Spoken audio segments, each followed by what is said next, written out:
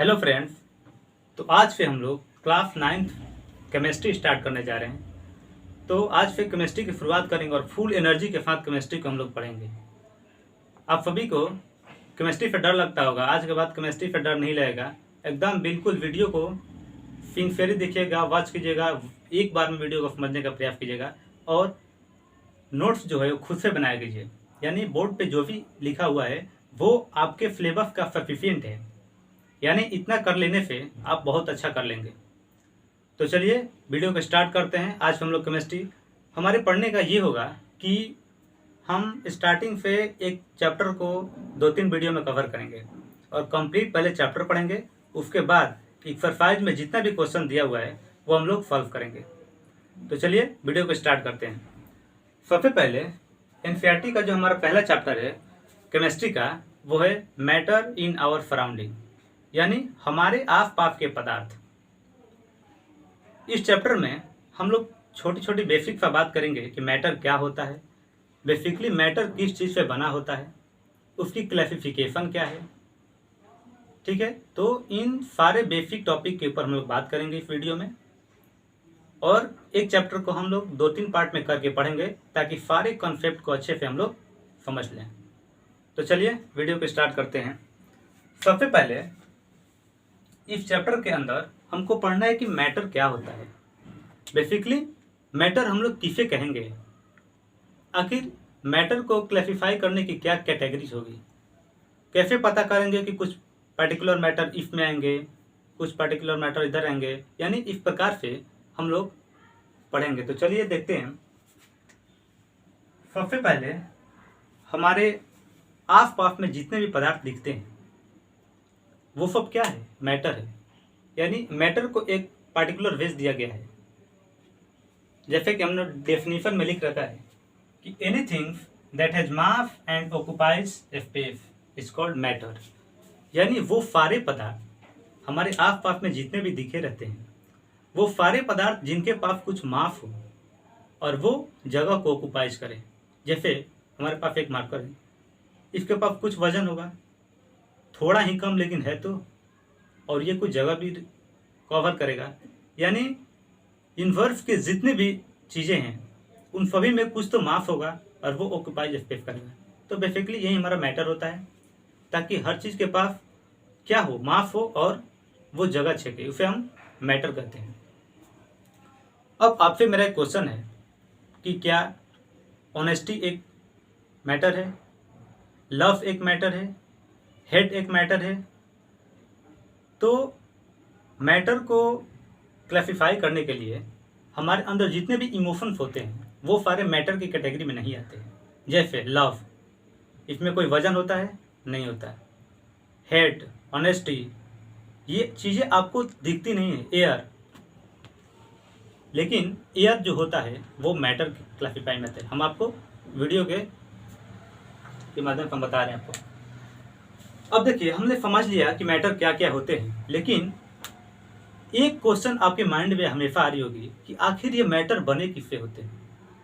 हमने तो समझ लिया कि जिसके पास वजन होता है और कुछ जगह स्पेस को ऑक्युपाई करता है उसे मैटर कहते हैं, लेकिन क्या आपको पता है, आपने कभी सोचने का प्रयास किया है कि आखिर मैटर किस चीज़ से बना होता है? तो चलिए हम आपको बताते हैं। जो भी मैटर होता है, चाहे वो बड़ा हो या फिर छोटा हो, उन सभी मैटर में एक छोटे छोटे पार्टिकल से मिलकर बना होता है। ये जो पेन है, ये आपको देखने में इतनी बड़ी लग रही है, लेकिन इस पेन के अंदर हजारों, सैकड़ों, करोड़ों में, अरबों में मैटर पाए गए हैं और ये छोटे छोटे मैटर से मिलकर इतने बड़ी बनी है। चाहे वो कितने भी बड़ी ऑब्जेक्ट हो, वो छोटे छोटे पार्टिकल से मिलकर बने होते हैं और उस पर्टिकुलर पार्टिकल को हम लोग एटम बोलते हैं। जैसा कि हमने लिख रखा है कि it is made up of a very tiny particles called atom. जो मैटर होता है वो छोटे छोटे पार्टिकल से मिलकर बना होता है, जिसे हम लोग एटम्स कहते हैं। ठीक है, जैसे हम आपको समझा रहे हैं, मान के चलिए यहाँ पे, मान के चलिए ये कोई बॉडी है, ये कोई ऑब्जेक्ट है।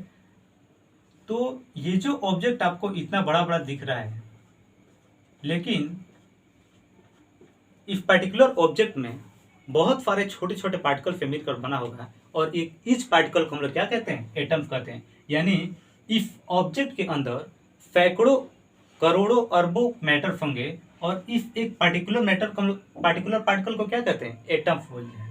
यानी जो हर एक पार्टिकल होते हैं उसे एटम्स कहा जाता है। ठीक है, आगे आप नेक्स्ट चैप्टर में, थर्ड या फोर्थ चैप्टर में इसको डिटेली पढ़ेंगे। लेकिन अभी आप ये समझो कि जितने भी बड़े बड़े मैटर होते हैं वो छोटे छोटे पार्टिकल से मिलकर बना होता है, और प्रत्येक पार्टिकल को हम लोग एटम्स कहते हैं। तो अभी तक आप सबने ये समझ लिया होगा कि मैटर क्या होते हैं, मैटर किस चीज़ से बने होते हैं। अब हम लोग हमारा जो सेकेंड टॉपिक है अब पढ़ने जा रहे हैं कि क्लासिफिकेशन ऑफ मैटर, यानी मैटर को कितने भागों में डिवाइड किया गया है। तो हमारे जो पुराने ज़माने में, यानी जब साइंस इतनी डेवलप नहीं हुई थी, उस समय जो इंडियन फिलोसोफर थे उन लोगों ने ऐसा बताया कि ये मैटर वैटर कुछ होता नहीं है, वो हमारी जो पृथ्वी है, हमारे जितने आसपास के पदार्थ हैं, मैटर्स हैं, वो सभी क्या है, एक पंचतंत्र से मिलकर बना हुआ है, और इसी में बनते हैं और यहीं से इनका मृत्यु हो जाती है। और यही एक पंचतंत्र है जो कि मैटर के रूप में पाया जाता है, जैसे एयर, वाटर, अर्थ, स्काई, फायर। उन्होंने ऐसा बताया, जो हमारे पुराने ज़माने के लोग थे, जिस टाइम साइंस की उतनी डेवलपमेंट नहीं हुई थी, अभी लोग रिसर्च कर रहे थे, उस ज़माने में ऐसा कुछ बोला गया कि जो मैटर्स हैं वो कुछ मैटर होता नहीं है, हमारी जो पृथ्वी जो भी है उसकी चीज़ से मिल। तो उन लोगों ने ऐसा बताया कि जो पंचतंत्र से मिलकर बना है, जिसमें यही 4-5 पदार्थ आते हैं। लेकिन मॉडर्न जो साइंटिस्ट हैं, आप यहाँ नोट कीजिएगा, हम बता रहे हैं आपको, लेकिन इसके बाद जो मॉडर्न साइंटिस्ट आए, यानी जब साइंस की डेवलपमेंट थोड़ी बहुत आगे गई, तो वहाँ पे लोगों ने, साइंटिस्ट ने ये बताया कि नहीं, ये चीज़ें नहीं है, बल्कि जो हमारा मैटर है वो मैटर को बेसिकली 2 पार्ट में डिवाइड किया गया है। जो मैटर है इसे 2 पार्ट में डिवाइड किया गया है, और इनकी 2 मेन प्रॉपर्टीज होती है, एक फिजिकल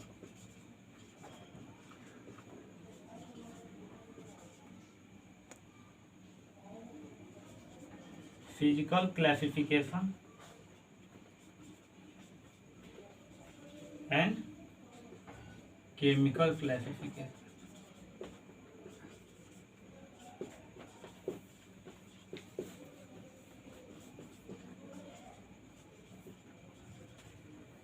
यानी जो हमारे मॉडर्न साइंटिस्ट हैं उन्होंने ऐसा बताया कि मैटर को 2 पार्ट में, मेजर 2 पार्ट में डिवाइड किया गया है, जो है फिजिकल और केमिकल। फिजिकल के अंदर हमारे और भी सब डिवीजन किया गया है। फिजिकल में हमें 3 स्टेट के बारे में पढ़ना है, जो कि है सॉलिड, लिक्विड एंड गैस। और केमिकल के अंदर भी, केमिकल क्लासिफिकेशन के अंदर भी 3 पार्ट में डिवाइड किए गए हैं। जो हमारा फर्स्ट है उसे कहते हैं एलिमेंट, सेकेंड को कहते हैं कंपाउंड, एंड थर्ड है मिक्सचर। तो उन लोगों ने ऐसा बताया कि जो मैटर है उसे 2 मेजर पार्ट में क्लासिफाई किया गया है। फर्स्ट को एक फिजिकल प्रॉपर्टी के अंदर और केमिकल प्रॉपर्टी में। फिजिकल प्रॉपर्टी में भी 2-3 पार्ट में डिवाइड किए गए हैं, सॉलिड, लिक्विड और गैस। इन सभी के बारे में हम लोग एक एक करके डिटेली पढ़ेंगे।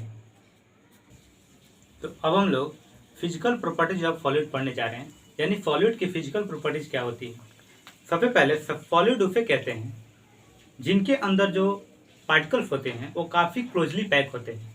यानी सॉलिड के अंदर पार्टिकल्स की जो स्टेबिलिटी होती है, पार्टिकल्स की जो कॉन्स्टिट्यूएंट पार्टिकल होता है, वो काफ़ी एक दूसरे से मिला हुआ रहता है। जैसे मान के लिए हम आपको यहाँ एक बता रहे हैं, ये कोई ऑब्जेक्ट है और इसके अंदर बहुत सारे पार्टिकल पाए जाते हैं।